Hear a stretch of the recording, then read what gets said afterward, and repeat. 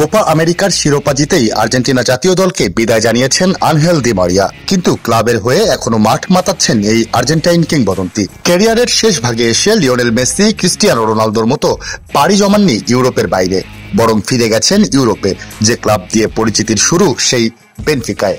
আর বেনফিকার হয়ে পর্তুগাল মাতাচ্ছেন তিনি। এবার ক্লাবের হয়ে মাত্র 18 মিনিটে দারুণ এক হ্যাট্রিক করেছেন দি মারিয়া। হ্যাট্রিক পূর্ণ করার পথে বাইসাইকেল শটেও একটি গোল করেছেন সাবেক পিএসজি উইঙ্গার।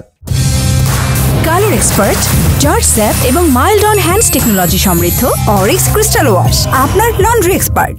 শনিবার পর্তুগিজ কাপের চতুর্থ রাউন্ডে স্ট্রেলা আমাতোরার বিপক্ষে দি মারিয়ার হ্যাট্রিকে 7-0 গোলে জয় পেয়েছে বেনফিকা। এদিন ম্যাচের বয়স 18 মিনিট হওয়ার মধ্যেই হ্যাট্রিক পূর্ণ করেন বিশ্বকাপ জয়ী এই তারকা। 36 বছর বয়সী এই উইঙ্গার প্রথম গোলটি করেন ম্যাচের দ্বিতীয় মিনিটে। তার 3 মিনিট পরেই দ্বিতীয় ও ম্যাচের সেরা গোলটি করেন দি মারিয়া। প্রতিপক্ষের গায়ে লেগে আসা বল উল্টো লাফিয়ে ওভারহেড কিকে জালে পাঠান তিনি। 36 বছর বয়সীর দর্শনীয় বাইসাইকেল কিকে করা গোল ঈগল সমর্থকদের উল্লাসে মাতোয়ারা করে। আর ম্যাচের 18তম মিনিটে হ্যাট্রিক পূর্ণ করেন দি মারিয়া। এবার ডান পায়ের জোরালো শটে বল জালে পাঠান তিনি। দ্বিতীয়ার্ধে ডি মারিয়ার দল আরো 4 গোল করে। 2016-17 মৌসুমে শেষবার এই শিরোপা ঘরে তুলেছিল বেনফিকা।